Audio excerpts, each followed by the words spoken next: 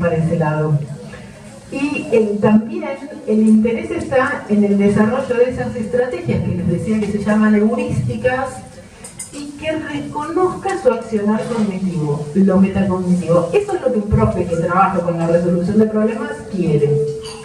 Y entonces, fíjense esta cuestión, detalle no menor, las clases no se piensan alrededor de un contenido matemático que el profe va a enseñar.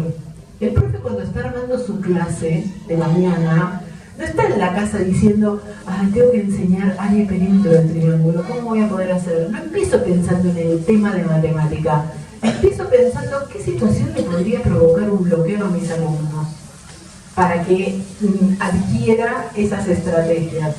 Y esto no quiere decir que no hay contenido matemático, que es una tergiversación que muchas veces van a escuchar sobre la línea, porque todos los planteos van a ser con matemática. Entonces, no quiere decir que no hay matemática, quiere decir que no empiezo pensando en el contenido. Empiezo pensando en una actividad que le provoque un bloqueo. Y después que el alumno decida qué de matemática usar.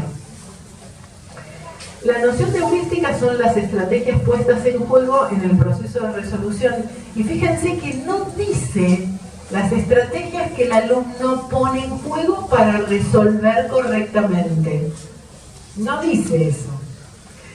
Entonces podría suceder que un estudiante ponga en juego heurísticas y nunca resuelva, o que resuelva mal. Pero el profe está logrando lo que quiere, que es que el otro adquiera estrategias heurísticas. Entonces, ¿no tendría que valorarle eso? ¿Quién sabe si saque un 10? Porque está logrando lo que el profe está queriendo. Estos son algunos ejemplos, no para que vean, queda escrito, está por todos lados. Lo que es súper interesante de pensar en estas estrategias, e imagínense ustedes mismos, cuando fuera del contexto de matemática han estado frente a una situación que no tienen idea cómo abordar. Hay cosas que uno intenta hacer que no necesariamente son correctas y que no necesariamente me permiten resolver, pero me permiten aproximarme. Por ejemplo, simplificar el problema. Si yo tengo un problema, no sé, complejo, y lo simplifico para pensar y empezar a entender algo, obviamente que si resuelvo el problema simplificado no resolví el problema inicial, pero tal vez me ayuda a entender. Entonces es una estrategia que uno pone en juego cuando está ante una situación que le provoca el bloqueo. Bueno, todo lo metacognitivo tiene importancia y es lo que intencionalmente el profe provoca para lograr que el alumno se dé cuenta de qué puso en juego de matemática, qué le sirvió, qué no le sirvió, si se sintió mal. Todo el universo de lo emocional se pone en juego acá también, para ir como controlando esas emociones negativas, sobre todo cuando son negativas. Si son positivas, tenés un alumno feliz y contento y desafiado por los problemas que van a las Olimpiadas. O sea, eso también existe, no es todo negativo en la vida. Entonces, esa conciencia es lo que el profe quiere lograr cuando provoca la reflexión metacognitiva en el otro. Hasta ahí va mi pincelada de la resolución de problemas, como para que se lleven un panorama de dónde está el foco, qué es lo que interesa, cuáles son los términos teóricos. Cuando ustedes lean heurísticas, van a decir, resolución de problemas, lo metacognitivo también nace ahí, pero lo metacognitivo nos lo han llevado. Se lo han robado de otras líneas, porque quien no quisiera una reflexión metacognitiva después de haber aprendido cualquier cosa, a tejer, a hacer tortas fritas. O sea, todo el mundo coincidiría en que lo metacognitivo es no negociable. Nació en la escuela anglosajona, pero se lo llevó el mundo y más allá. Misma lógica, una súper pincelada de teoría de situaciones didácticas, como para que después empecemos y ustedes ya van a ir pescando matices y diferencias de la teoría de situaciones didácticas de Rousseau. Y las ideas básicas se las voy a contar con un esquemita que me va a ir apareciendo a mi voluntad para que se entienda la idea.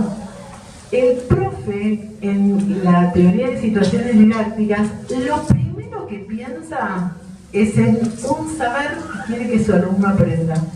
Lo primero. Ya tienen una diferencia con la resolución de problemas, ya. O sea, podría no seguir hablando de teoría de situaciones, ya hay una gran diferencia. En lo primero, en lo que piensan. Cuando identifica ese saber que quiere que aprendan, empieza a diseñar lo que se llama en esta línea, y estos son términos teóricos para la línea, el término de situación didáctica, diseña una situación didáctica que tiene intencionalidad de enseñar algo, de que el otro aprenda algo, qué cosa, ese saber que el profe ya tiene claro cuál es. En esa situación didáctica está el alumno, que forma parte de un medio. La palabra medio también es una palabra teórica para esta línea. Yo no me voy a explayar ahí. Hay un libro que habla de lo que significa el medio. Imagínense la complejidad de la palabra, y yo estoy dando solamente un pantallazo. Con ese medio y el alumno ahí adentro, el profe, dentro de la situación didáctica, diseña una situación que se llama adidáctica, que tiene a su vez, o está conformada por tres situaciones: situación de acción, de formulación y de validación. Por algo se llama teoría de situaciones didácticas, porque hay situación didáctica, situaciones didácticas, situación de formulación, de validación, de acción. O sea, el nombre viene de ahí, de que se usa la palabra situación en un montón de contextos.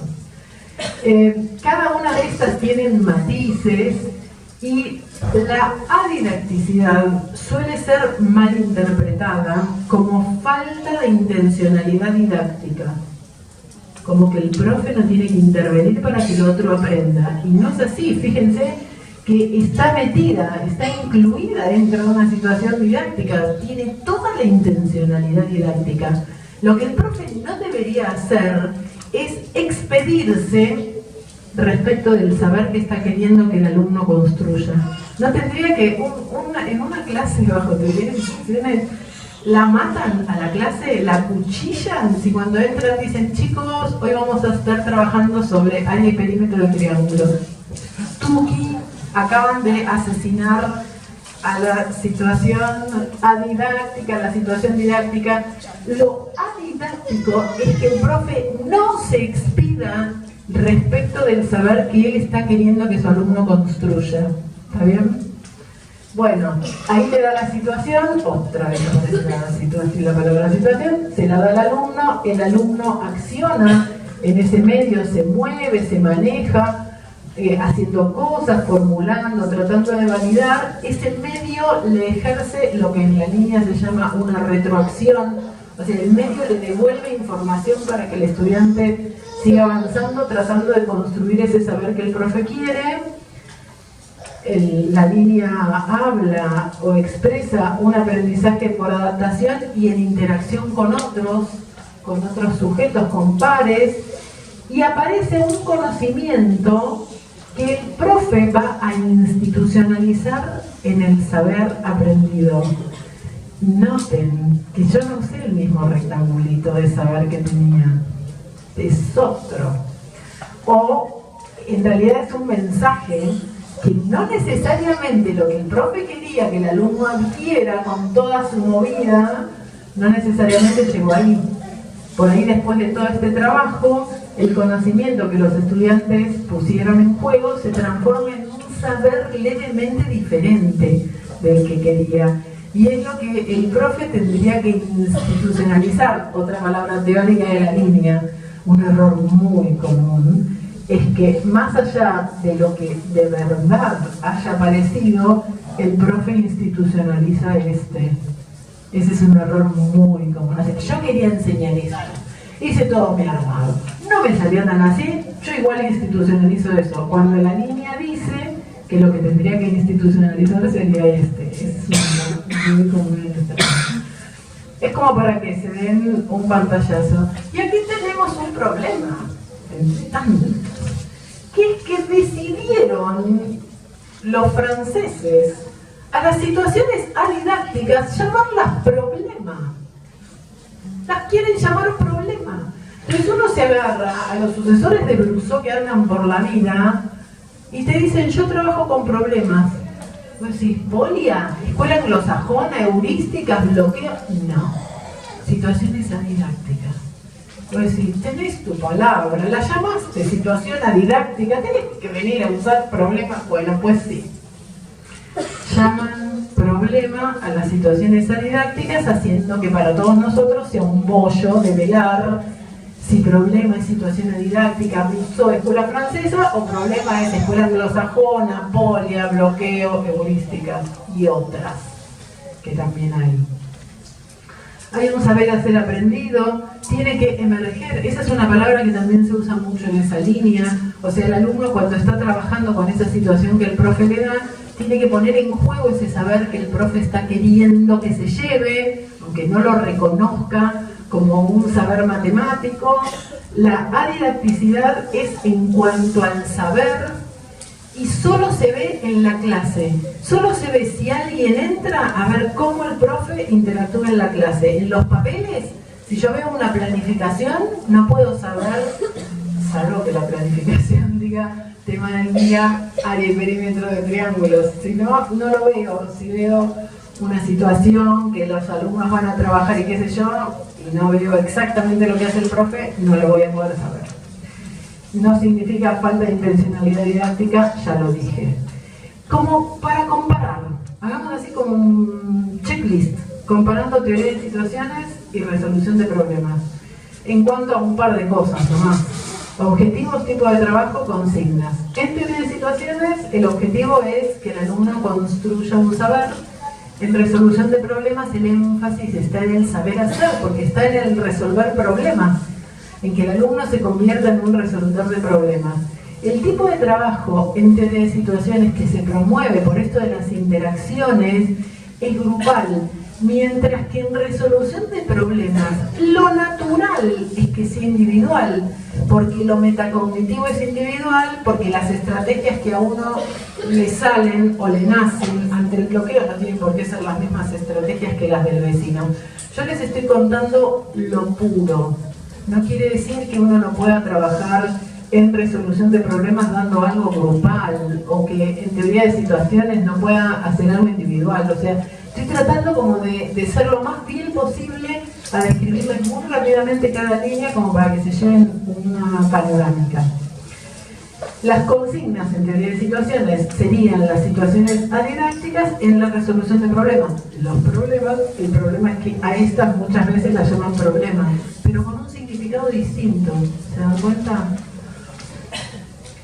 En los análisis previos, en el rol del docente y en la evaluación también hay matices.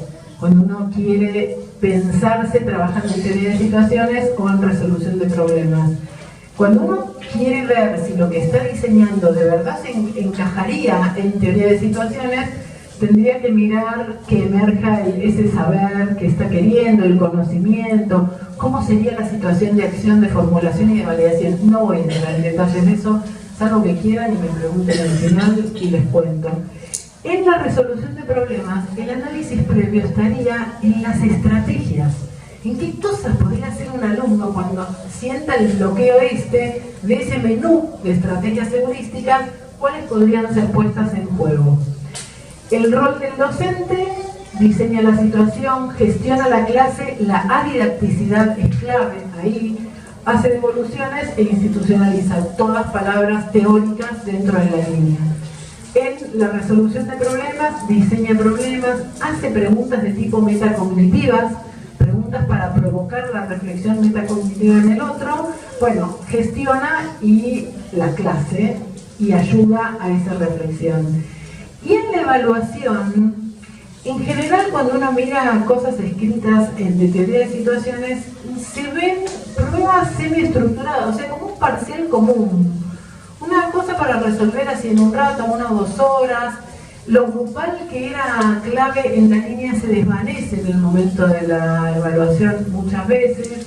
No hay mucha claridad, o no sé, o yo al menos no voy a hacer una cosa tan categórica, como una bajada muy clara de cómo evaluar acá.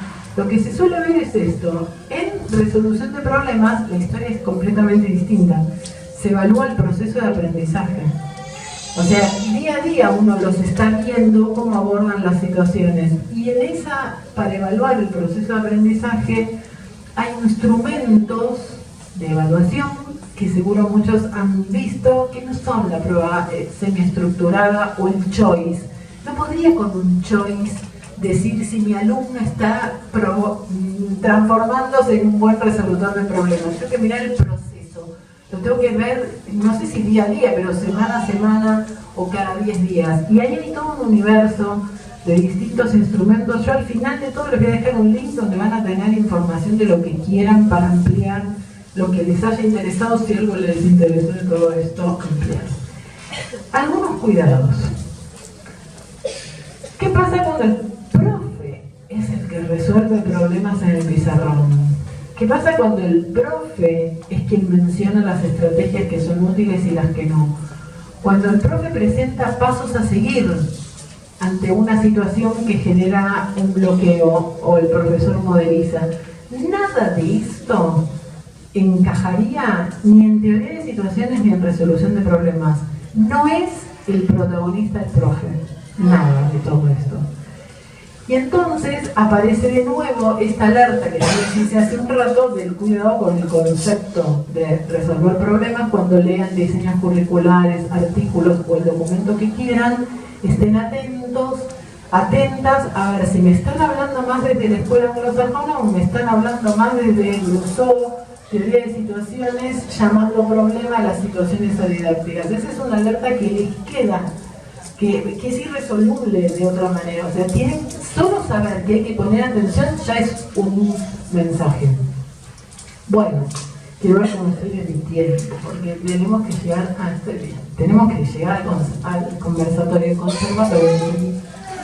Vamos al bonus track, recta final de ahora y nos ponemos a charlar.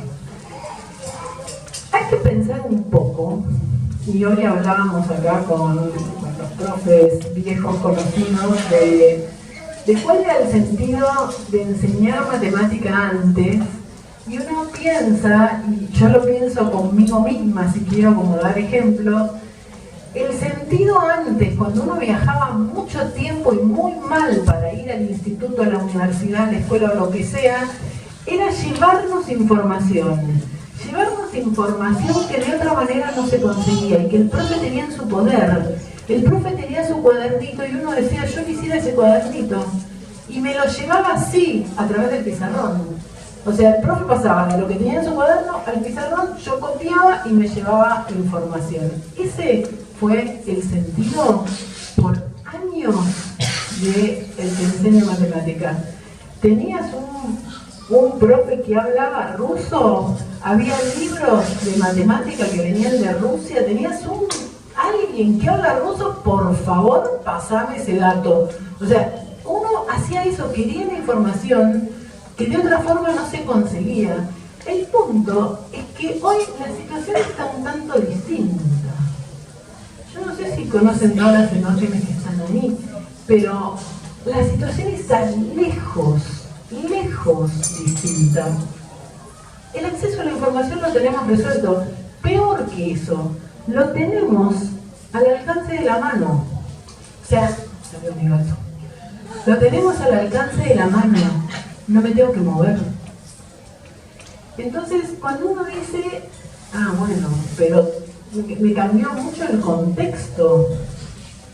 Entonces, ¿cuál es el sentido que hoy alguien se mueva y viaje un montón para meterse en mi clase de matemática para llevarse información que la tiene en la mano? ¿Cuál es el sentido? Y entonces ahí a ustedes les va a tocar construirse una respuesta. Hay distintas respuestas a esto, no hay una universal, obviamente como casi nada es universal en el mundo no matemático, la educación matemática es ciencia social.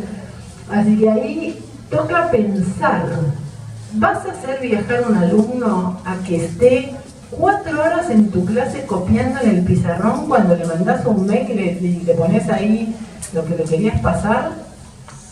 ¿O pensás aprovechar ese rato de otra forma? Yo suelo dar un ejemplo. En la universidad donde trabajo tengo algunas de las materias de educación matemática para estudiantes avanzados del profesorado y tengo una materia inicial la que hacen los alumnos que entran a la universidad para seguir carreras que tienen algo que ver con la matemática. Son unos tallercitos cortitos que tienen 48 horas de extensión cada taller. 48 horas son 2 días. Yo le voy a destinar 2 días de mi vida a alguna gente que tal vez nunca más vea. ¿Qué es lo mejor que puedo hacer yo con esa gente que va a ver 2 días de mi vida? Me lo quiero contestar en serio, porque las 48 horas se me desvanecen. Entonces ahí voy a invertir en la autonomía, porque pasados los 2 días no me ven más. Entonces quiero invertir en la autonomía y hay que darle un sentido a la respuesta que cada uno de ustedes les dé por su lado a esta pregunta. Cuando uno vuelve a los diseños curriculares y esta idea que yo les hacía ver hace un momento, que tienen un montón de cosas en común, los diseños curriculares, todos hablan de la resolución de problemas, no todos hablan con el mismo significado. Muchos de los, ahora que ya vimos algo de jerga didáctica, muchos de los diseños curriculares tienen como teoría subyacente la teoría de situaciones didácticas de Brousseau. Pero, si se mudan a Chubut, esto es posta lo que les estoy diciendo, Chubut tiene su diseño curricular basado en la escuela anglosajona.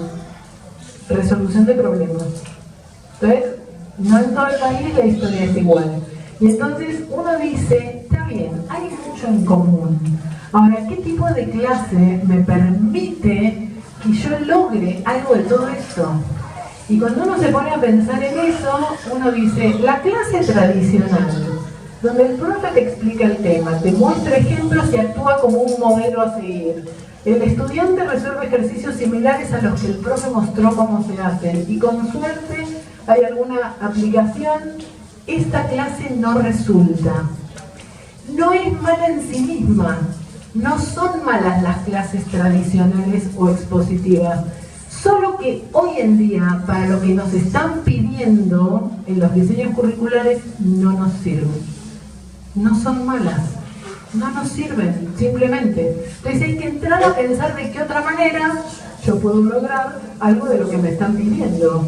O sea, ¿cómo logro que, no sé, que tener un enfoque constructivista, que desarrolle el pensamiento matemático, que se comunique? Si lo tengo copiando al alumno, ¿cómo le favorezco su comunicación? Hay que pensar cosas para responderse a esto. La clase tradicional no es mala, no sirve para lo que hoy nos están pidiendo, simplemente.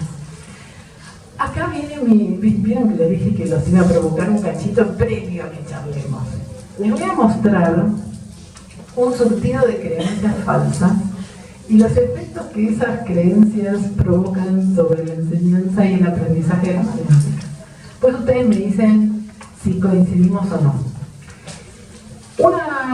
Una falsa creencia es que si el estudiante no practica mucho no aprenderá, y entonces ponemos al estudiante a resolver muchos ejercicios, igual no aprende, y nosotros pensamos o que no los hizo o que fueron pocos, y le damos más, que hagan más, o le agregamos una materia anterior a la nuestra, porque tiene que practicar más. Entonces teníamos matemática 1, 2, 3, y ahora tenemos una matemática 0, queremos más, queremos que haga más.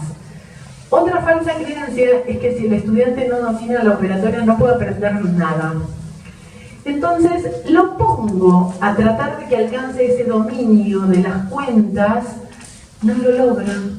Yo no avanzo con los temas y entonces o los mandamos a practicar más o lo que es tremendo es que les auguramos lo mal que le va a ir porque no sabe hacer las cuentas. Les auguramos el fracaso. Eso es tremendo. Efecto de la creencia anterior. Los estudiantes no están motivados. Esa es otra creencia. Y uno dice, escuchar hablar al profe en silencio, tomando nota de algo que conseguiría por internet, que no tiene nada que ver con la vida cotidiana que tiene, que no le deja usar computadora, calculadora, internet, nada. ¿Qué tan motivador es tener una persona ahí? Entonces, ¿no están motivados? Veamos un poco. Si expliqué claramente un tema y el estudiante no puede resolver algo, es porque no estudió. Podría ser Ahora, siempre es así. No tenemos muchas evidencias de que esa enseñanza no resultó. Y ahora les voy a contar algo más referido a esto. Si no damos los contenidos, los estudiantes no pueden hacer ni resolver nada. Si yo antes no les dije cómo se hace esto, no lo puede hacer porque no sabe, porque yo no se lo di. Entonces, ahí va el atrévanse a probar. Denles algo que no les hayan dicho cómo se hace antes y vemos. Me cuentan, me invitan y ustedes me cuentan acá. Y la última que la dejé ahí para ponerla arriba, que es terrible, es si yo aprendí así, mis estudiantes también. Pero yo viví en otra época, haciéndome exactas con lo que les contaba y lo del libro de la editorial Mir, es realidad absoluta. Todo cambió. Entonces, hoy repetimos nuestra formación, más allá del bien y del mal, más allá de cómo resulte, y estamos desconociendo el avance en el entorno. Inteligencia artificial, ¿ustedes están o no están usando el chat GPT? Para sus materias no los dejan los profes, yo no voy a mirar a los profes. Ya están entre nosotros, al profe le tocará pensar qué le va a dar al alumno, porque ya está entre nosotros, no tiene sentido que nos lo prohíban. Bueno, termino con esto. Hay un engaño que solemos como profes construir, que tiene que ver con un problema que como profes identificamos, que es como que como mis alumnos no saben lo básico, yo no puedo enseñar lo que tengo que enseñar. Y cuando uno le pregunta, ¿qué es eso básico que no saben? En general te dicen la operatoria. No saben sumar fracciones, no saben trabajar con enteros, o sea, la queja constante está sobre eso. Entonces el profe no sabe qué hacer, avanza igual, repasa, lo enseña, se atrasa, piensa si eso es un problema de sus alumnos, eso es un problema mío que yo me tengo que acercar, no sabe. Ahí. Y dice, ¿dónde ubico el problema? En la formación anterior vivimos echándole la culpa al profe de la formación anterior hasta que vos fuiste la anterior. Yo le di matemática en segundo, le di matemática en tercero, estoy en tercero, no tengo a quién echarle la culpa porque fui yo. Entonces el de secundaria le echan de la primaria al inicial, el de inicial a la familia, el de la universidad, todo lo anterior. Y estamos así. Y cuando vos mismo fuiste el anterior, te abrocharon. No tenés el argumento. Entonces, no sé si es de la formación anterior, no sé si están las estudiantes, en el entorno, las instituciones, el lado de los dos, no sé dónde ubicar el problema. Entonces, yo en mi interior creo que el problema es del alumno, más cuando se lo di yo. Si yo le di el año anterior, que digo, soy bárbara dando clase, y al año siguiente no lo sabe, el problema es del otro. Entonces, ¿qué hago? Ratifico que no saben, hago un diagnóstico. El diagnóstico horroroso me muestra todo lo que no saben. Hagámonos un diagnóstico nosotros acá. Es más lo que no sabemos que lo que sí. Es súper fácil pescar todo lo que uno no sabe. Es mucho más difícil pescar algo que uno sí sabe. Y ese sería un diagnóstico que sirve mucho más que decir todo lo que no sabe alguien. Ratifico que no saben y lo vuelvo a enseñar. Digo, yo soy bárbara dando clase. Soy la mejor profe, hoy les doy. Tuki, les enseño a sumar fracciones. Y resulta que un tiempo después, ahí nomasito, después de haber tenido mis maravillosas clases, de nuevo fracasan. Y entonces digo, ya está. Ahora sí el problema es del alumno. Y esto es terrible. Porque ubiqué la razón o dónde podía estar radicado el problema